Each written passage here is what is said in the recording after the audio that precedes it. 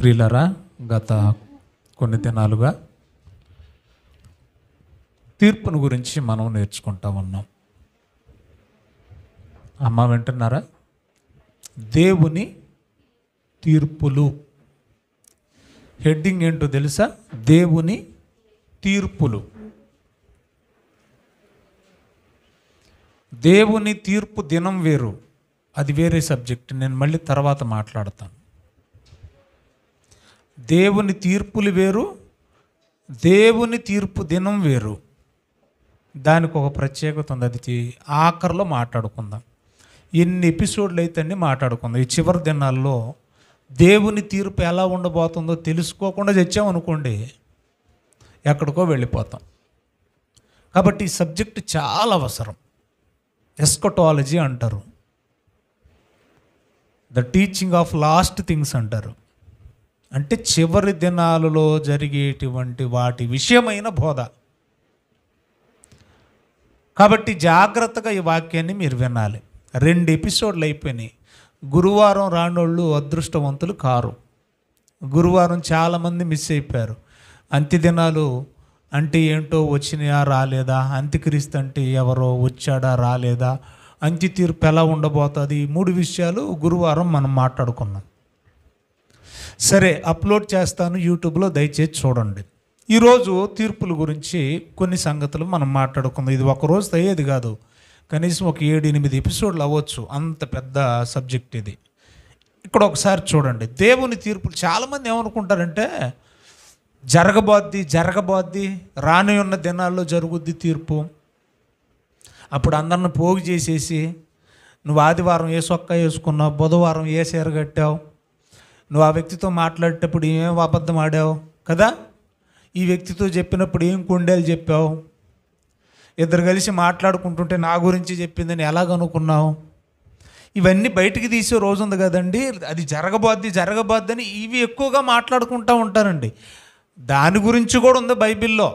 Already ప్రకటనల గ్రంథం గురువారం నేను టచ్ చేశాను. జీవ గ్రంథము మరియు వేరొక గ్రంథములు అన్నాడు. వాటి రెంటిని పక్కన పెట్టి జడ్జిమెంట్ ఇచ్చే రోజు కూడా ఉంది.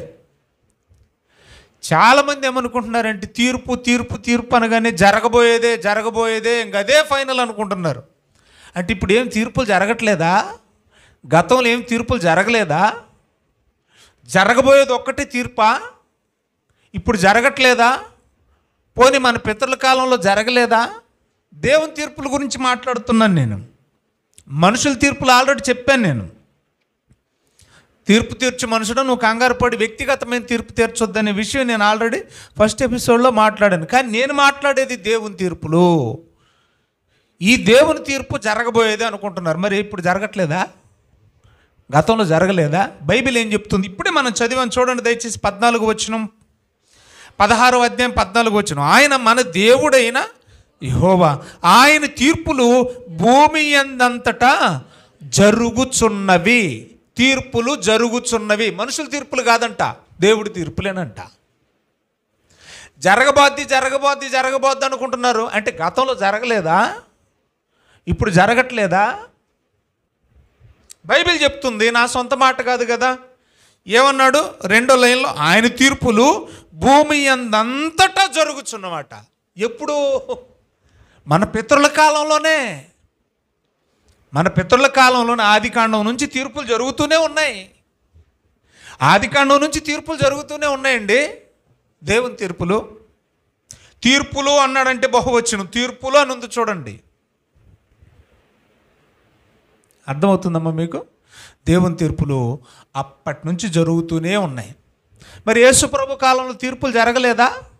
యోహాను సువార్త 12వ అధ్యాయం 31వ వచనం. యోహాను సువార్త 12వ అధ్యాయం 31వ వచనం. ఎప్పుడు ఆ మాట అంటుంది? ఎవరు? సాక్షాత్తు సర్వేశ్వరుడైన యేసుస్వామి. ఆయన ఉన్న కాలంలో, ఆయన బ్రతికుండగానే చెప్తున్నాడు. ఏమంటున్నాడు? ఇప్పుడు ఈ లోకానికి తీర్పు జరుగుచున్నది అన్నాడు. అంటే మన పితరుల కాలంలో భూమి అందంతటా ఆయన తీర్పులు జరుగుతూ వచ్చాయి. యేసుక్రీస్తు కాలంలో కూడా ఏం జరిగినాయి అంట? తీర్పులు జరుగుతూనే ఉన్నాయి. ఇప్పుడు కూడా తీర్పు జరుగుతూనే ఉంది. అది ఎలాగా అనేది మనకు తెలియాలి. జరగబోద్ది, ఇంకా జరగలేదు అనుకోకండి. బైబిల్ చూడండి దయచేసి. ఎవరి మాట వినకండి, నా మాట అసలే వినకండి. బైబిల్ చూడండి. ఎలా జరిగాయండి పాస్టర్ గారు అని అంటే, ఒకసారి కొన్ని రెఫరెన్సులు టచ్ చేస్తాను, జస్ట్ నోట్ ఇచ్చేసుకోండి. తీర్పులు ఎలా జరిగాయి అనే దానికి మొత్తం ఒకే అధ్యాయంలో ఇచ్చేసాడు. పరిశుద్ధాత్మ దేవుడు పౌలుని ప్రేరేపించి రేపి ఒకే అధ్యాయంలో తీర్పులు ఎలా జరుగుతా వచ్చాయనేది బైబిల్లో రాయించాడు. రోమీలకు రాసిన పత్రిక 2వ అధ్యాయం అందరం చూద్దామండి. రోమీలకు రాసిన పత్రిక 2వ అధ్యాయం 2వ వచనం చదువుదాం. 2వ వచనం బాగా, తీర్పులు ఎలా జరుగుతూ వచ్చాయి మన పితరుల కాలం నుండి. అట్టి కార్యములు, ఇదంతా దేని గురించి ఫస్ట్ వచనంలోనే ఫస్ట్ లైన్ చెప్పాడు. కాబట్టి తీర్పు తీర్చు మనుష్యుడా అన్నాడు. అంటే తీర్పు గురించే మాట్లాడుతున్నాడు. సో నేను ఇంకా ఇదంతా చదవడం టైం వేస్ట్ అని చెప్పేసి డైరెక్ట్ ఈ విషయం చెప్తున్నాను. తీర్పు ఎలా తీర్చబడుతుందో ప్రారంభం నుంచి విషయాలు చెప్పుకొచ్చాడు. ఎన్ని రకాలుగా ఉన్నాయి చూడండి. తీర్పులు అన్నాడు కదా, కాబట్టి రకాలు ఉంటాయి. తీర్పు అంటే ఒకటే ఉంటుంది. తీర్పులు అన్నాడు కాబట్టి ఎన్ని విధాలుగా, ఏ రకంగా, ఏ పద్ధతిలో తీరుస్తారని చూడాలి మనం. 2వ వచనం, అట్టి కార్యములు చేయువారి మీద దేవుని తీర్పు సత్యమును అనుసరించి తీర్చేది. తీర్పుల్లో రకాలు ఏంటంటే, మొదటిది ఏంటి? సత్యాన్ని బేస్ చేసుకొని తీర్పు తీరుస్తాడంట దేవుడు. ఏమ్మా, నేను గతంలో కూడా చెప్పాను కదా, ఏమని చెప్పాను? యెషయా గ్రంథం 11వ అధ్యాయంలో, యెషయా గ్రంథం 11వ అధ్యాయంలో ఏం చెప్పాను నేను? 4వ వచనంలో, దేవుని తీర్పు మనుషుల తీర్పు లాంటిది కాదంట. మనుషుల తీర్పు ఎలాంటిదట? వెలిచూపును బట్టి. ఏమండి? వెలిచూపును అంటే చూసిన దాన్ని బట్టి, విన్నదాన్ని బట్టి. మరి దేవుని తీర్పు అలా ఉండదట. ఇప్పుడే మనం చదువుకున్నాం. ఎలా ఉంటుందంట? సత్యమును అనుసరించి. ఒకటి చూడండి, 5వ వచనం చదువుదాం. అక్కడే, నీ కాఠిన్యమును మార్పు పొందని నీ హృదయమును అనుసరించి అన్నాడు. మనుషుల తీర్పు మన హృదయాన్ని చూసి తీరుస్తారేటి? మన హృదయంలో ఏముందో మనకి తప్ప పక్కన ఎవడికి కూడా తెలీదు. కానీ ఒక ఆయనకి తెలుసు, హృదయ పరిశోధకుడు యెహోవాయే. ఇప్పుడు ఈ తీర్పు ఇప్పుడు అన్నాడు చూడండి, హృదయమును అనుసరించి తీర్చాలట. ఇది దేవుడు తీర్చగలడు. మీ హృదయంలో ఏముందో నాకేం తెలుసు? నాకు తెలియదు. అలాగే నా హృదయంలో ఏముందో కూడా మీకు తెలియదు. సో దేవుడు తీర్చి తీర్పు హృదయమును అనుసరించి, హృదయాలోచన అనుసరించి. 3వది రాసుకోండి, 6వ వచనం, ఆయన ప్రతివానికి వాని క్రియల చొప్పున ప్రతిఫలం ఇచ్చును. తీర్పు దేన్ని బేస్ చేసుకునంట? క్రియలను బేస్ చేసుకొని. ఈ క్రియల్లో కూడా 2 రకాలు ఉంటాయి. మనుషుల ముందు నటించే క్రియలు వేరు ఉంటాయి, జెన్యున్గా చేసే క్రియలు వేరు ఉంటాయి. అర్థమైందా? నాటకపరంగా నటించిన మన క్రియలు దేవుడు అసలు లెక్కలోకి తీసుకోడు. సో ఏదైనా కూడా మనం నటించినవి క్రియలే కాబట్టి మనకు తగినట్టుగానే, మన క్రియలకు తగినట్టుగానే జడ్జిమెంట్ కూడా వస్తుంది. 1 సత్యమును బట్టి, 2 హృదయాలోచన బట్టి, 3వది ఏమన్నాడు? మనం చేసే క్రియలను బట్టి తీర్పట. 4వది 11వ వచనం, దేవునికి పక్షపాతము లేదు, ధర్మశాస్త్రము లేక పాపము చేసిన వారందరూ ధర్మశాస్త్రము లేకయే నశించెదరు. ధర్మశాస్త్రము కలిగిన వారై పాపము చేసిన వారందరూ. ధర్మశాస్త్ర కాలపోళ్ళకి తీర్పు ఎలా జరుగుద్దండి అని మీరు అడగొచ్చు. అక్కడ చెప్తున్నాడు చూడండి, ధర్మశాస్త్రము కలిగిన వారై పాపము చేసిన వారందరూ ధర్మశాస్త్రానుసారమైన తీర్పు పొందుదురు. అంటే దేన్ని బేస్ చేసుకొని పితరులకు తీర్పు తీరుస్తాడంటే దేవుడు? ధర్మశాస్త్రం అమల్లో ఉన్నది మొదలుకొని ధర్మశాస్త్రం అండర్లో ఉన్న వాళ్ళందరికీ దేన్ని బేస్ చేసుకొని, దేని మూలముగా, దేన్ని ఆధారం చేసుకొని తీర్పు తీరుస్తాడట? ధర్మశాస్త్రానుసారముగా తీర్పు తీరుస్తాడు. కొంచెం ఇంకా మనం ముందుకు వెళదాం. ఎన్నైనా ఇప్పటికీ 4, 5వది 15వ వచనం, 5వది రాసుకోండి, 15వ వచనం. అట్టి వారి మనస్సాక్షి కూడా సాక్ష్యం ఇచ్చుచుండగా అన్నాడు. చాలండి. అట్టి వారి మనస్సాక్షి కూడా సాక్ష్యం ఇచ్చుచుండగా. ఏమండి? వారి తలంపులు ఒకదాని మీద ఒకటి తప్పు మోపుచు లేక తప్పు లేదని చెప్పుచుండగను ధర్మశాస్త్రానుసారము చూడండి తమ హృదయములందు వ్రాయబడినట్టు చూపుచున్నారు. అంటే ఇక్కడ మీకు ప్రశ్న రావచ్చు, మళ్ళీ ధర్మశాస్త్రం వచ్చిన తర్వాత ధర్మశాస్త్రం క్రింద ధర్మశాస్త్రం అమల్లో ఉన్న ఆ కాలంలో ధర్మశాస్త్రం ఏలుబడిలో ఉన్న కాలంలో ధర్మశాస్త్రం క్రింద వాళ్ళకి ధర్మశాస్త్ర సంబంధమైన లేదా ధర్మశాస్త్రాన్ని అనుసరించి జడ్జిమెంట్ అన్నారు. మరి ధర్మశాస్త్రం రాకముందు వాళ్ళ సంగతి ఏంటి? అందుకే ఇక్కడ ఆన్సర్ ఇచ్చాడు. అదేంటంటే స్టార్టింగ్లో అన్నాడు చూడండి, అట్టి వారి మనస్సాక్షి అన్నాడు. ఇప్పుడు అవ్వాదాములకు కూడా జడ్జిమెంట్ దేన్ని బట్టి? మనస్సాక్షి. అంటే వాళ్ళకి తెలుసా? ఎస్, మంచి చెడు, మంచి చెడు. దేవుడు జడ్జిమెంట్ ఇస్తాడు, మనస్సాక్షిని బట్టి జడ్జిమెంట్ ఇస్తాడు. అర్థమవుతుంది మీకు? తర్వాత మరొక మాట చూద్దాం మనం. 16వ వచనం. ఎన్నైనా ఇప్పటికీ 5, ఆఖరిది 6ది 16వ వచనం. దేవుడు నా సువార్త ప్రకారం యేసుక్రీస్తు ద్వారా మనుషుల రహస్యములను విమర్శించు దినము అన్నాడు. అంటే మనుషులను జడ్జిమెంట్ చేసే రోజు. అర్థమవుతుందా? ఎంక్వైరీ చేసే రోజు, ఇన్వెస్టిగేట్ చేసే రోజు ఒకరోజు రాబోతుంది. దేన్ని బట్టి జడ్జిమెంట్ అంట? సువార్త ద్వారా అన్నాడు. అక్కడే చూడండి, తీర్పు దేన్ని బేస్ చేసుకొని జరుగుద్దట? సువార్త ద్వారా. అందుకని తీర్పులు ఎన్ని రకాలుగా ఉన్నాయి అమ్మా? మీకు అర్థమవుతుందా నా భాష? తీర్పు ఒక్కటే కాదు. ఆల్రెడీ పితరుల కాలంలో తీర్పులు జరిగాయి, క్రీస్తు కాలంలో తీర్పులు జరిగాయి, ఇప్పుడు తీర్పులు జరుగుతున్నాయి. జరగబోయే లాస్ట్ తీర్పు గురించే తెలిసి మనోళ్ళకి. అదేంటంటే దేవుడు తన సింహాసనం మీద కూర్చొని క్రీస్తు న్యాయపీఠం మీదట మనుషులు చేసిన క్రియలు శరీరంతో మంచివైనను సరే, 10:5 కొరింథీయులకు రాసిన 2వ పత్రిక, చెడ్డవైనను సరే వాటి క్రియల ప్రతిఫలము పొందు రోజు ఒక రోజు ఉంది. అది ఫైనల్ జడ్జిమెంట్. అర్థమవుతుంది మీకు? దానికి ముందు తీర్పులు లేవా అంటే చాలామందికి తెలియదు. తీర్పులు మొదటి నుంచి జరుగుతూనే వచ్చాయి, ఇప్పటికీ జరుగుతున్నాయి. ఈ తీర్పును గురించి, ద డే ఆఫ్ జడ్జిమెంట్ గురించి చాలామంది సందిగ్ధంలో ఉన్నారు. చాలామందికి అసలు చాలా విషయాలు తెలియవండి. ఇప్పుడు మనం చదువుతుంటే ఎన్ని విషయాలు తెలుస్తున్నాయి చూడండి. తీర్పు ఆ పితరుల కాలంలోనే బూది గంతముల వరకు ఆయన తీర్పులు బయలు వెళ్ళుచున్నవి, జరుగుచున్నవి అని అప్పుడు అన్నాడు. యేసుక్రీస్తు కాలానికి వచ్చి యేసుప్రభు కూడా చెప్పేసాడు ఏమని, ఇప్పుడు ఈ లోకానికి తీర్పు జరుగుతుందని. ఎలా జరుగుద్ది అని అంటే బయటికి లాక్కొచ్చాం కొంత సమాచారాన్ని. ఎలాగంటే, 1 నంబర్ 1 సత్యమును అనుసరించి, వాక్యాన్ని బేస్ చేసుకుని. 2వది చెప్పాడు హృదయ ఆలోచనను బట్టి. అది బయట మనిషికి తెలియదు కానీ దేవుడికి తెలుసు. 3వది మన క్రియలను బట్టి. 4వది ధర్మశాస్త్రం అమల్లో ఉన్న కాలంలో దాన్ని బేస్ చేసుకొని ధర్మశాస్త్రం అండర్లో ఉన్నవాళ్ళకి.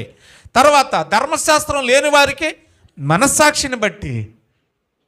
మరి ప్రస్తుత కాలం క్రీస్తు వచ్చి వెళ్ళిపోయిన తర్వాత సువార్తను బేస్ చేసుకొని భూలోకం అంతటికి ఏం జరుగుతాయంట? తీర్పులు జరుగుతూ ఉన్నాయి, జరిగాయి, జరుగుతూ ఉన్నాయి. జరగబోయే ఫైనల్ జడ్జిమెంట్ గురించి నేను మాట్లాడలా. అది ఆఖరి ఎపిసోడు అమ్మా. అదే ఎపిసోడు, ఆఖరి ఎపిసోడ్. సరే, ఇప్పుడు ఒక విషయాన్ని జాగ్రత్తగా ఆలోచించేద్దాం. అందరూ బైబిల్లో పంచండి. దేవుడు ఒకవేళ తీర్పు తీరిస్తే, ఇప్పుడు కొన్ని విషయాలు టచ్ చేసాం కదా, ఆ టోటల్ వీటన్నిటిలో కలిపి ఒకటే ఆన్సర్ వస్తుంది మనకి. ఇవన్నీ పిండితే ఏది? సత్యమును అనుసరించి, హృదయాలోచనలు అనుసరించి, క్రియలను అనుసరించి, ధర్మశాస్త్రం అనుసరించి, మనస్సాక్షిని అనుసరించి, సువార్తను అనుసరించి అని మనం విడివిడిగా చదువుకున్నాం కదా 6 పాయింట్లు. కానీ వీటన్నింటిని పిండితే ఫైనల్గా ఒకటే ఆన్సర్ వస్తుంది. అది ఎలాగో కొన్ని మాటలు చెప్తా, టక్క రాసుకోండి. లేవ్యాకాండం 26వ అధ్యాయము 46వ వచనం.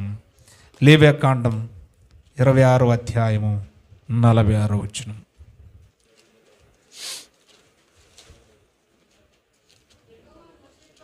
యెహోవా మోషే ద్వారా సీనాయి కొండ మీద మధ్య బాగా వినాలి. ఏంటంట సో తీర్పు అంటే చాలామంది తెలియదు, దేన్ని బేస్ చేసుకుని చాలామందికి తెలియదు. అందుకే మీకు నేర్చుకోవాలి. నేను నేర్చుకుంటున్నాను, మీకు నేర్పిస్తున్నానా. కట్టడలు అన్నాడు, తీర్పులు అన్నాడు, ఆజ్ఞలు అన్నాడు. అమ్మ అర్థమవుతుందా? అంటే వాక్యము తీర్పులా? ఆజ్ఞలంటే వాక్యమేనా? కట్టడాలంటే వాక్యమేనా? న్యాయ విధులంటే వాక్యమేనా? శాసనాలంటే వాక్యమేనా? రైట్. వీటిని ఏమన్నాడు? ఇక్కడే ఏమన్నాడు? అదేంటమ్మా అలాగున్నారు? చూడండి, కట్టడలు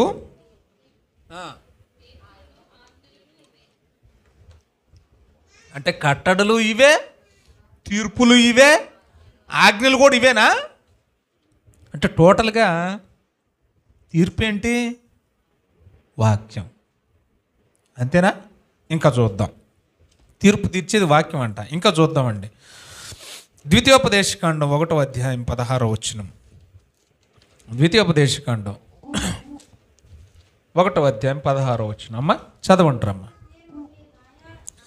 అప్పుడు నేను మీ న్యాయాధిపతులతో మీ సహోదరుల వ్యాజ్యమును తీర్చి ప్రతి మనుషునికి వాని సహోదరునికి వాని యొద్దనున్న పరదేశికిని న్యాయమును బట్టి తీర్పు తీర్చాలి. న్యాయమును బట్టి అన్నాడు. ఇందాక కట్టడలు అన్నాడు, తర్వాత తీర్పులు అన్నాడు, తర్వాత ఆజ్ఞలు అన్నాడు. ఇక్కడికి వచ్చేసరికి ఏమన్నాడు? న్యాయమును బట్టి అన్నాడు. ఏమండి? వాక్యానికి మరొక పేరేంటి తెలుసా? న్యాయ విధులు. అమ్మా టోటల్గా ఒకటే వస్తుంది ఆన్సర్. జాగ్రత్తగా చూద్దాం. న్యాయమును బట్టి ఏం చేయాలట? తీర్పు తీర్చాలన్నాడు. దినవృత్తాంతాల 1వ గ్రంథం 22వ అధ్యాయం 13వ వచనం చదువుదామండి. 22:13 అండి. యెహోవా ఇశ్రాయేలీయులను గూర్చి మోషేకు ఇచ్చిన కట్టడల ప్రకారముగాను. 22:13 అమ్మా. కట్టడల ప్రకారముగాను. చదువుదాం, మళ్ళీ చదువుదాం. యెహోవా ఇశ్రాయేలీయులను గూర్చి మోషేకు ఇచ్చిన కట్టడల ప్రకారముగాను. చాలమ్మా. దేని ప్రకారంగా తీర్పులు తీర్చాడంట? కట్టడలు అన్నాడు. ఇక్కడ అన్న వాక్యమే కదా, కట్టడలన్న వాక్యమే కదా. రైట్. ఇంకా ముందుకు వెళదామండి. కీర్తనల గ్రంథం 7వ అధ్యాయం 8వ వచనం. కీర్తనల గ్రంథం 7వ అధ్యాయం 8వ వచనం. యెహోవా జనములకు తీర్పు తీర్చువాడు. ఆయన తీర్పులు ఎలాగుంటాయి చూడండి. నీతిని బట్టి, యథార్థతను బట్టి. చాలమ్మా. దేన్ని బట్టట? ఈ మాటలు నీతి మాటలు కాదా? ఈ వాక్కులు నీతి వాక్కులు కాదా? నీతి వాక్కులే. నీతి అన్న వాక్యమే కదా. తర్వాత ఏమన్నాడు? యథార్థత. ఆయన వాక్యములు ఏంటట? నీ వాక్యములు యథార్థములు అన్నాడు. అదే కీర్తనల గ్రంథంలో. వెండి అంతా పవిత్రములు, నీ వాక్యములు యథార్థములు అన్నాడు. రెఫరెన్సులు కోట్ చేయట్లేదు నేను ఎక్కువగా. రైట్. టోటల్గా వాక్యమే మనకు కనబడుతుంది. 96వ కీర్తన 13వ వచనం. 96వ కీర్తన 13వ వచనం.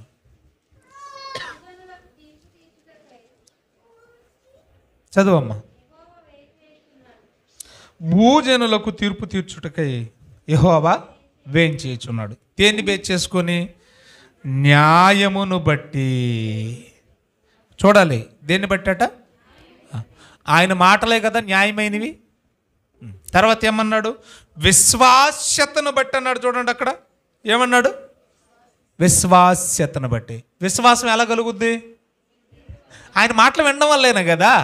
టోటల్గా ఆయన మాటలు వాక్యమే వచ్చేస్తుంది. ప్రతి మాట మీరు గమనించాలి. నేను అందుకన్నాను ఇవన్నీ పిండితే వచ్చే సారం ఏంటంటే టోటల్గా వాక్యమే. దేవుడు తీర్పు తీర్చేది ఆయన వాక్కును బట్టి, వాక్యాన్ని బట్టే. ఆదాం మొదలుకొని రేపు పొద్దున్న యేసు ప్రభు ఇది 1 గంటలో వస్తాడనగా చచ్చిపోయే వాళ్ళకు కూడా. అందుకన్నాడు చూడండి. ఒకటి ఏమన్నాడు చూడండి, న్యాయమును బట్టి. తర్వాత ఏమన్నాడు? విశ్వాస్యతను బట్టి ఆయన భూజనులకు తీర్పు తీరుస్తాడు అని ఉంది. రైట్. ఇంకా చెప్పాలా? 11 యెషయా గ్రంథం 4వ వచనం. ఇంతటితో నేను ఆపేస్తాను. దేన్ని బేస్ చేసుకుని దేవుడు తీర్పు తీరుస్తాడనే దాని గురించి ఆపి ముందుకు వెళతాను. ఏమంటే 11:4 కంటి చూపును బట్టి ఎవరు? రానయున్న యేసుక్రీస్తు, యేసు ప్రభుని గురించి మాట్లాడిన ప్రవచనం ఇది, ప్రవచించిన ప్రవచనం. తాను వినుదానిని బట్టి విమర్శ చేయడు. అంటే లోకంలో ఉన్న వాళ్ళందరూ అలాంటి తీర్పులే తీరుస్తారు, కానీ దేవుని తీర్పు అలా ఉండదు. బాగా వినాలి. దేవుడిని ఎవడు లంచం ఇచ్చి కొనుక్కోడు, దేవుడి దగ్గర ఎవరు రికమెండ్ చేయరు. దేవుడు మనిషి ప్రలోభాలు పెడితే దానికి లొంగిపోయి లోబడిపోయి వెండి బంగారాలకు బట్టలకు లోక సంబంధమైన వాటికి లోబడిపోయి తీర్పు అన్యాయంగా తీర్చడు దేవుడు.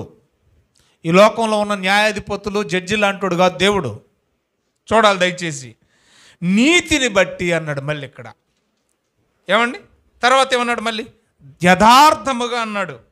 తర్వాత లైన్ చూడండి, అండర్లైన్ చేయండి, ఇది అల్టిమేట్. ఇక తన వాగ్దండము చేత ఆయన లోకమును కొట్టును. అయిపోయింది మ్యాటర్. వాగ్దండము అన్నాడు. ఏంటంటే అది టోటల్గా వాక్యమే. దేవుడు ఆది నుండి మన పితరులకు కానీ క్రీస్తు కాలం వారికి కానీ నేడున్న మనకు కానీ, మరి మీరు సువార్త అన్నారు కదండి అనకండి, మళ్ళీ అక్కడికి వెళ్ళకండి దయచేసి. ఇప్పుడు ఎలా జరుగుతుంది తీర్పు? సువార్త ద్వారా. మరి సువార్త అంటే వాక్యం కాదా? ఏమ్మా? మళ్ళీ సువార్త అంటే వాక్యం కాదా? వాక్యమే. ఎక్కడుందన్నమాట? పేతురు రాసిన మొదటి పత్రిక 1వ అధ్యాయం 25వ వచనం, 24-25 చూడండి. ఎండింగ్లో ఈ విషయాలు మీకు ఆల్రెడీ ప్రారంభంలో నేర్చుకున్న సంగతులు ఇవి. సువార్త అంటే వాక్యమేని. మీకు ప్రకటింపబడిన సువార్త ఈ వాక్యమే అన్నాడు. సువార్త అంటే ఏంటంట? ఈ వాక్యమే అన్నాడు. రైట్. ఇంతవరకు బాగుందండి, గమనించండి. ఇంతవరకు బాగుంది. ఏమి నేర్చుకున్నాం? పితరుల కాలం మొదలుకొని నేటి వరకు దేవుని తీర్పులు జరుగుతూ వచ్చాయి, ఇప్పుడు జరుగుతూ ఉన్నాయి. జరగబోద్ది అన్న భ్రమలో అపోహలో ఉండకండి. తీర్పు తీర్చేది ఆనాడు తీర్పు తీర్చిన వాళ్ళు ప్రవక్తలు. వింటున్నారా? ఈనాడు తీర్పు తీర్చవలసిన వారు పరిశుద్ధులైన క్రైస్తవులు. ఆనాటి ప్రవక్తులైనా నేటి పరిశుద్ధులైన క్రైస్తవులైనా దేన్ని బేస్ చేసుకొని తీర్పు తీర్చాలంటే చెప్పండి, వాక్యాన్ని బేస్ చేసుకొని తీర్పు తీర్చాలి. అంటే దేవుని వాక్యం ప్రకటించబడుతున్నప్పుడల్లా ఏమవుతుంది? తీర్పు జరుగుతూ ఉంది, జరిగిపోతా ఉంది. ఆదికాండం ఇంటికెళ్ళి చదువుకోండి, 6వ అధ్యాయం. దేవుడు నోవహు ద్వారా ముందుగా చెప్పించాడు. జలప్రవాహానికి ముందు దేవుడు ఏం చేశాడు? ఇంకా 40 రోజుల్లో జలప్రవాహం రాబోతుంది, పెట్టెపేడ సర్దుకోండ్రా అని చెప్పాడు. అర్థమవుతుందమ్మా మీకు? రైట్. విన్న వాళ్ళని రక్షించాడు, వినని వాళ్ళని జల సమాధి చేశాడు. జడ్జిమెంట్ అయిపోయిందా లేదా? ఏమ్మా? అయిపోయింది. రైట్. ముందుగా కొన్ని దినాలు అబ్రహాము కనిపించాడు. దేవుడు దూత ద్వారా మాట్లాడాడు. నాయన సొదొమ గొమొర్రాలో లోతు భార్య బిడ్డలు ఉన్నారు కదా, ఎందుకైనా మంచి నీకు చెప్పి చంపేద్దాం అనుకుంటున్నాను. ఎందుకు చంపాలి అని అంటే, నా దృష్టికి వారి అంతము వచ్చి ఉన్నది, వారి పాపం పండిపోయింది నాయన, వేసేద్దాం అనుకుంటున్నాను. రైట్. దయచేసి ఒక 40 మంది ఉంటే, 30 మంది ఉంటే, 20 మంది ఉంటే, ఆఖరి 10 మంది ఉంటే ఆగిపోయాడు. ఎలాగైతే నేను దేవుడు నీతిమంతుడు కాబట్టి దేవుడు లోతును రక్షించాడు, అవిధేయుల్ని ఏం చేశాడు? కాల్చేశాడు. జడ్జిమెంట్ అవ్వలేదా? జడ్జిమెంట్ అవ్వలేదా? అయిపోయింది. దేవుడు చెప్పిస్తున్నాడు ముందు సత్యాన్ని, వాక్యాన్ని, దేవుని వాక్కును వినిపిస్తున్నాడు. ఇది సబబు కాదు, ఇది మంచిది, ఇది చెడు అని. విన్నోడు రక్షించబడుతున్నాడు, విననివాడు ఏమైపోతున్నాడు? చచ్చిపోతున్నాడు. ఆన్ ది స్పాటే. ఇక పాత నిబంధన కంటికి కన్ను, పంటికి పన్ను. అలాగని తన పిల్లలని చెప్పుకున్న ఇశ్రాయేలీయులు కూడా అవిధేయులైతే విడిచిపెట్టలేదు. అవిధేయులైన వాళ్ళందరినీ కూడా చంపేసుకుంటానే వచ్చాడు. విధేయులైన వారిని కాపాడుకుంటూనే వచ్చాడు. దేన్ని బేస్ చేసుకొనంటే వాక్యాన్ని బేస్ చేసుకొనే. అవిధేయుడైన సంసోను కూడా శారీరకంగా విడిచిపెట్టలేదు. అవిధేయుడైన దావీదును కూడా శారీరకంగా విడిచిపెట్టలేదు. దావీదు చేసిన పాపానికి బత్షెబాకు పుట్టిన బిడ్డను ఏం చేశాడు? స్పాట్లో మొత్తాడు. జడ్జిమెంట్ కాదా? విధేయత చూపిస్తే కనికరించిన సందర్భాలు కూడా మనకు బైబిల్లో కనపడుతున్నాయి. అదే పాపం చేసిన నినివే పట్టణ ప్రజలకు సమాచారం అందించాడు యోనా వెళ్ళి. ఏమండి, సొదొమ గుమ్మొర్రలాగా కాలిపోవలసిన నినివే పట్టణం ఎందుకు బతికి బట్ట కట్టిందంటే రాజు మొదలుకొని గేదె వరకు, పశువు వరకు ఏం చేశాయి? ఉపవాసం ఉండి ప్రార్థన చేసే. తప్పైంది బాబు క్షమించండి అంటే దేవుడు క్షమించలేదా? అది తీర్పు కాదా? ఆలోచించండి. కాబట్టి తీర్పులు జరుగుతున్నాయి. తీర్పు తీర్చవలసింది ఎవరు? ఇప్పుడు మనమే. దేని ద్వారా తీర్పు తీర్చాలి? తీర్పు తీర్చడం అంటే మనం దీనికి బాసులైపోకూడదు. విషయం చెప్పాలి అంతే, మన పని అయిపోయింది, దులిపేయడమే. తీర్పు తీర్చడం అంటే ఎలాగో తెలుసా? మనం తీర్చవలసిన తీర్పు దైవికంగా సువార్త చెప్పడం. ఇది మంచి, ఇది చెడు. నమ్మావా? రక్షణ. నమ్మలేదా? శిక్ష రెడీగా ఉంది. చాయిస్ నీదే, అయిపోయింది అంతే. అంతే తప్ప నువ్వు చచ్చినట్టు నమ్మి తీరాలి, ఎందుకు నమ్మో అనకూడదు. అది తీర్పు కాదు. అలా మనం జడ్జిమెంట్ చేయకూడదు. సమాచారం చెప్పాలి. దేన్ని బేస్ చేసుకుని అంటే వాక్యాన్ని బేస్ చేసుకో. ఇప్పుడు కొన్ని సంగతులు నేను మీతో పంచుకుంటాను, జాగ్రత్తగా వినండి. అందరూ బైబిల్ తెద్దాం. ఇప్పుడు యోహాను సువార్త తీర్పు గురించి మాట్లాడుకుంటున్నాం మనం. 3వ అధ్యాయం 17వ వచనం. యోహాను సువార్త 3వ అధ్యాయం 17 నుంచి చదువు.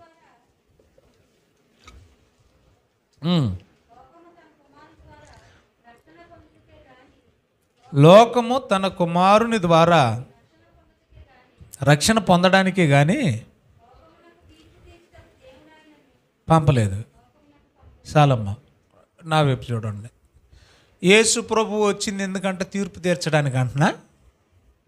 కాదు కదా. మాట్లాడేంటమ్మా మీరు? మాట్లాడండమ్మా. నేను ముసలోడిని అయిపోతున్నాను, నాకు బుర్ర ఖరాబ్ అయిందనుకోండి, మీరు బాగున్నారు కదా, చెప్పండి. యేసు ప్రభుని ఎందుకు పంపాడట? అది బేస్ చేసుకొని చెప్పండి ఆ వాక్యాన్ని. యేసు ప్రభువుని తండ్రి లోకానికి పంపింది తీర్పు తీర్చడానికి కాదు. కరెక్టేనా మాట? అలాగే ఉందా? 5వ అధ్యాయం అందరం చూద్దామండి.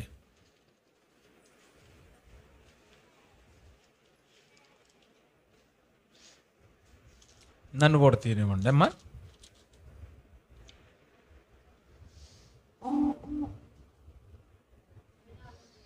అమ్మా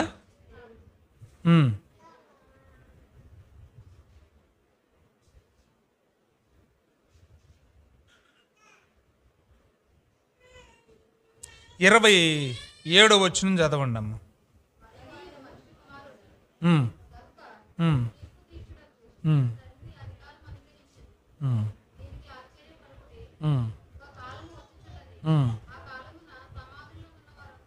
చాలమ్మా. ఇప్పుడు ఇక్కడేమంటున్నాడు? ఇప్పుడే చదువుకున్నాం కదా.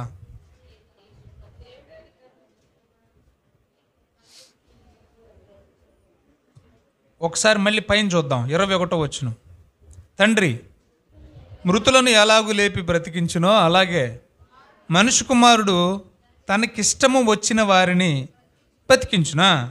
తండ్రి ఎవరికి తీర్పు తీర్చడు కానీ తండ్రిని గణపరచునట్లుగా అందరూ కుమారుని గణపరచవలెను. ఎందుకంటే తీర్పు తీర్చుటకు సర్వాధికారము కుమారునికి అప్పగించి ఉన్నాడు. తీర్పు తీర్చే చాయిస్ ఎవరికి ఇచ్చాడంటే దేవుడు? కుమారుడికంట. ఇందాక మనం ఒక వచనం చదివాం కదా, అదేంటి? 25వ వచనం. 26వ వచనం. తండ్రి ఎలాగూ తనంతట తాను జీవము గలవాడై ఉన్నాడో అలాగే మనుష్య కుమారుడును జీవం గలవాడై ఉండుటకు కుమారునికి తండ్రి అధికారం ఇచ్చాడు. 27వ వచనం. మరియు మనుష్య కుమారుడు ఆయన మనిషి కుమారుడు గనుక తీర్పు తీర్చుటకు. ఇప్పుడు ఇక్కడ ఈ వచ్చిన వాళ్ళు మీకేమర్థమైంది? మీకు అర్థమైంది చెప్పండి. తీర్పు తీర్చాల్సింది ఎవరు? యేసు ప్రభువేనా? ఆయనకి అధికారం ఇచ్చింది కూడా ఎవరు? తండ్రేనా? రైట్. మళ్ళీ వెనక్కి రండి 3వ అధ్యాయం 17వ వచనం. అసలు తీర్పు తీర్చాల్సింది ఎవరని చదువుకున్నాం మనం? యేసు ప్రభువే కదా. మరి ఇక్కడేంటి ఇలా మాట్లాడుతున్నాడు? 3:17 లోకము కుమారుని ద్వారా రక్షణ పొందడానికే కానీ తీర్పు తీర్చడానికి కాదంట. మేమైనా ఎక్కుతుందా మీకు నా బోధ, నా బాధ? ఇక్కడేమంటున్నాడు? ఆయన తీర్పు తీర్చడానికి ఆయన పంపలేదు తండ్రి. మరి 5వ అధ్యాయంలో ఏమంటున్నాడు? తీర్పు తీర్చే అధికారం ఆయనకి ఇచ్చాడు, తీర్తే ఆయనే తీర్చాలి.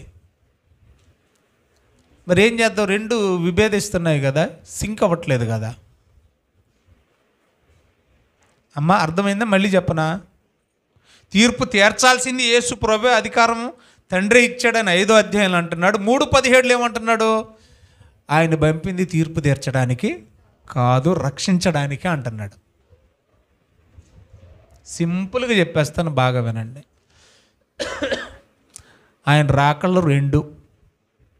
ఒకటి శరీర సంబంధమైన రాకడ, అది కన్యక గర్భమందు ఈ లోకానికి రావడం, అది మొదటి రాకడ. రెండో రాకడ ఈ లోకము, ఈ సృష్టి, ఈ విశ్వం అంతమందు జరిగేది, ఇంకా అది ఫైనల్, అది రెండో రాకడ. అయితే మొదటి రాకడలో యేసు ప్రభువును పంపింది తండ్రే, రెండో రాకడలో కూడా యేసు ప్రభువును పంపేది కూడా తండ్రే. అయితే మనకు తెలియవలసిన విషయం ఏంటంటే, ఈ రెండు చదివి కన్ఫ్యూజ్ అవ్వద్దు. మొదటి రాకడలో శరీరంతో యేసు ప్రభువును పంపింది తీర్పు తీర్చడానికి కాదు, అంతే. రెండో రాకడలో వచ్చేది ఖచ్చితంగా అది మ్యాటరు.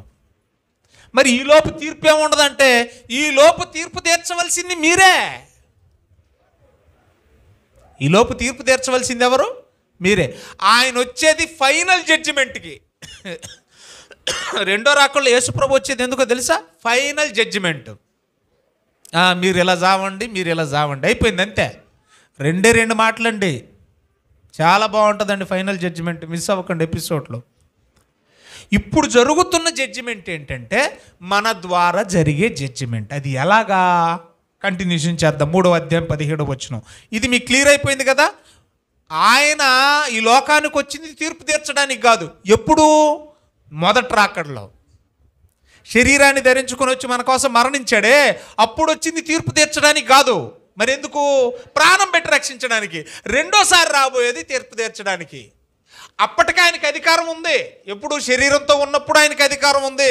ఇప్పుడు రెండో రాకడలో వచ్చేటప్పుడు కూడా అధికారం ఉంది. కానీ మొదటి రాకడలో తండ్రి అధికారం ఆయనకి ఫుల్ ప్లెడ్జ్డ్గా అప్పగించలేదు. అప్పగించుంటే పిలాతు ముందే ఆల్రెడీ అనేసాడు. ఏమనేసాడు తెలుసా? ఇదిగో మీలాంటి జడ్జిమెంట్లు, మీలాంటి ప్రభుత్వాలు ఆ అండ చూసుకొని మేము పెట్టలేకపోయే పని అయితే, నాకు 12 సేనల వ్యూహం కంటే ఎక్కువైన దూతలు దేవుడు పంపించగలడు. నా రాజ్యం వేరు, నా అధికారం వేరు. అర్థమవుతుందా? నా జడ్జిమెంట్లు వేరు. కాబట్టి ఈ విషయాన్ని ఎవరు అపార్థం చేసుకోవద్దు. చదవండి. తీర్పు తీర్చడానికి పంపలేదు కానీ రక్షించడానికే. అయినా కూడా తీర్పు జరగట్లేదు అనుకుంటున్నారా? వినాలి. యేసు ప్రభు వచ్చింది తీర్పు తీర్చడానికి కాదు మొదటి రాకడలో. అయినంత మాత్రాన తీర్పు జరగట్లేదా? యేసు ప్రభు ద్వారా జరగకపోవచ్చు మొదటి రాకడలో, కానీ మన ద్వారా జరుగుతుంది కదా. కొరింథీయులకు రాసిన పత్రికలో మనం చదువుకున్నాం కదా, పరిశుద్ధులమైన మనం ఏం చేయాలంట? లోకమునకు తీర్పు తీర్చాలని మీరు ఎరుగురా, దేవదూతలకు సైతం మీరే తీర్పు తీర్చాలన్నాడు. అది మొదటి ఎపిసోడ్లో మాట్లాడుకున్నాం. సో అది జరుగుతుంది. చూడండి 18వ వచనం. ఆయన యందు విశ్వాసం ఉంచు వానికి తీర్పు తీర్చబడదు. వినాలి. అసలు విశ్వాసం ఎలా కలుగుద్ది? అంతే కదా. అంటే విశ్వాసం కలగాలంటే చెప్పేవాడు ఉండాలి, అంతే కదా. చెప్పేవాడు లేకపోతే వినేవాడు ఎవడు ఉంటాడు? అదే రోమిలకు రాసిన పత్రికలు అన్నాడు. చెప్పేవాడు ఉండాలి, వినేవాడు ఉండాలి. రైట్. ఇప్పుడు చెప్పేవాడు సువార్త చెబుతూ ఉంటే విన్నవాడు విశ్వాసం ఉంచితే ఏమంటున్నాడు? తీర్పు లేదు అనేసాడు. వింటున్నారా? అదేంటండి, వినేస్తే ఇంక తీర్పు లేనట్టేనా? వింటే తీర్పు లేనట్టే. ఏమి వింటే? వాక్యం విని దానికి లోబడితే ఇక నీవు తీర్పులోనికి రావు. చదువుదాం, కంటిన్యూ చేద్దాం. మనం సువార్త ప్రకటిస్తూ ఉన్నప్పుడు వినకుండా, విశ్వాసం ఉంచకుండా చచ్చిపోయాడు అనుకోండి. ఏమండి? చచ్చిపోయాడు అనుకోండి అనగానే మీరు అక్కడికి వెళ్ళిపోకండి. మళ్ళీ బ్రతికున్నవాడు, దేవుని మాటకు అవిధేయత చూపిన ప్రతివాడు శవమే. అదే 2:10 అన్నాడు ఎఫెసీయులకు రాసిన పత్రిక. మనము పాపముల చేతను అపరాధముల చేతను అంటే వినని ప్రతివాడు ఎవరు? ఎందుకండి ఆ మాటలోని అర్థం ఉందండి. బతికున్నావు కాబట్టి వింటున్నాం. సచ్చిన శవం వింటదా? విందు. సచ్చిన శవానికి బ్రతికుండి కూడా ఈ మాటలు వినని వాడికి తేడా ఏముంది? అందుకని జడ్జిమెంట్ చెప్తున్నాడు, విన్నవాడు విశ్వసించాడు కనుక వాడు బతికున్నోడు లెక్క. జడ్జిమెంట్ అదే. విననివాడు వినలేకపోతున్నాడు కనుక చెప్పండి వాడు శవంతో లెక్క. జడ్జిమెంట్ అయిపోయింది. ఈ బ్రతికున్నవాడు పరలోకానికి, ఈ సచ్చినవాడు నరకానికి. జడ్జిమెంట్ అయిపోతుంది కదా వాక్యాన్ని బట్టి. విన్నవాడికి తీర్పులోనికి రాడు, అసలు తీర్పులోనికి రాడు. రెండోది ఏమన్నాడు? విననివాడు విశ్వసించట్లేదు, వింటలేదు కాబట్టి వాడికి ఆల్రెడీ ఏమన్నాడు చూడండి, వినని మరుక్షణమే మనం బాధపడతాం. కరపత్రాలు చింపేశారండి, బూతులాడేశారండి, మన మీద ప్యాడ్ నీళ్ళు జల్లేశారండి, కొట్టేశారండి, తిట్టేశారండి, మనం బాధపడుతూ ఉంటాం. కానీ కొట్టక తిట్టక మునిపి వాడు ఎప్పుడైతే వినలేదో అప్పుడే వాడికి జడ్జిమెంట్ అయిపోయిందంట. చూడండి ఏమంటున్నాడు, ఇంతకు మునిపే వినలేదు గనుక వినని వాడికి, దేవుని మాటలు వినని వాడికి, సువార్త వినని వాడికి ఇంతకు మునిపే తీర్పు తీర్చబడెను. అయిపోయింది, తీర్పు అయిపోయిందంట. మరి ఇంకా జరుగుద్దంటారేటే? సువార్త ద్వారా మనం చేసి వచ్చింది ఏంటో తెలుసా? తీర్పు తీర్చొచ్చాం వాక్యాన్ని బేస్ చేసుకొని. అర్థమవుతుందమ్మా? విన్నవాడు తీర్పులోనికి రాడు విశ్వసిస్తే, వినని వానికి ఏం జరిగింది? ఆల్రెడీ తీర్పు తీర్చబడెను అన్నాడు. మరొక మాట మనం చూద్దామండి దయచేసి. మరొక మాట మనం చూద్దామండి. ఇంకా చాలా ఉంది అక్కడ మాట్లాడడానికి.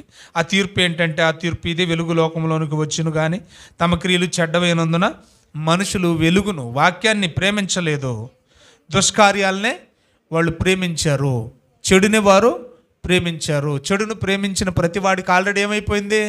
తీర్పు అయిపోయింది. సత్యాన్ని అంగీకరించిన వాడికి తీర్పు తీర్చబడదు. 8:1 రోమిలకు రాసిన పత్రికలు అదే వ్రాయబడింది. ఏంటది అని అంటే, వాడికి తీర్పు తీర్చబడదు, శిక్ష విధించబడదు. 8:1 అదే ఉంది రోమిలకు రాసిన పత్రికలు. ఏంటంటే, క్రీస్తు యేసు నందున్న వాడికి ఏ శిక్షా విధి లేదు, తీర్పు లేదు, శిక్ష లేదు. ఎందుకని? విన్నాడు, విశ్వసించాడు, చివరి వరకు క్రీస్తునందున్న వాడికి ఏ శిక్షా విధి లేదు. రైట్. మరొక మాట మనం చదువుకుందాం. ఏమండి? 5వ అధ్యాయం యోహాను సువార్త తీశారా? 24వ వచనం. నా మాట విని నన్ను పంపిన వాని యందు. చాలండి. విన్నోడు ఇది ఎందులోకి రాడట? మరొక మాట మనం చదువుదామండి. ఎవరు తీర్చాలి? 12వ అధ్యాయము 47-48 వచనాలు. 12వ అధ్యాయము 47-48 వచనాలు చూడండి.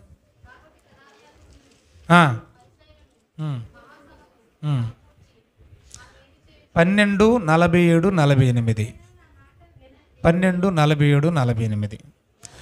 ఎవడైనను నా మాటలంటే వాక్యమేగా. టోటల్గా ఆది కాండం నుంచి తీర్పు దేని బేస్ చేసుకుని వస్తుంది? వాక్యమే కదా.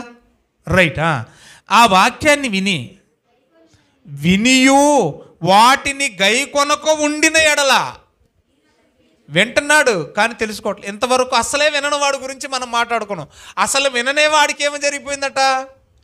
తీర్పు అయిపోయింది. మీరు అనుకోవచ్చు, మేము వింటున్నాం కదా, గుడికి వచ్చేసాం కదా, ఆరాధనకు వస్తున్నాం, బైబిల్ స్టడీకి వచ్చేస్తున్నాం, సువార్తకు వచ్చేస్తున్నాం అనుకుంటున్నాం. మనం వచ్చి కూడా వింటలేదు. అమ్మ అర్థమవుతుంది మీకు? మనం వచ్చి కూడా ఏం చేస్తలేదు? వింటలేదు, పరధ్యానంలో ఉంటున్నాం, ఏదో ఆలోచనతో ఉంటున్నాం.